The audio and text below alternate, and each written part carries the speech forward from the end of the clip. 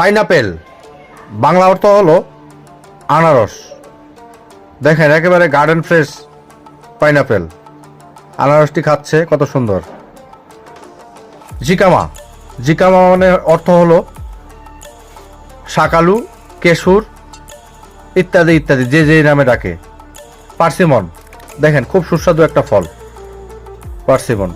কালারটা দেখছেন, orange colour, আর ভিতরে কিন্তু সুগার ক্যান, আখ, ইক্ষু, গেন্ডারি, যে যে নামে ডাকে। এই আখ থেকেই চিনি গুড় উৎপাদিত হয়। মাস্ক মেলন, বাঙ্গি জাতীয় ফল। ওয়াও। কাসাভা, এটা থেকেই সাবু বার্লি তৈরি হয়, অনেক শক্তিশালী একটি ফল। যাই হোক, সবাইকে ধন্যবাদ।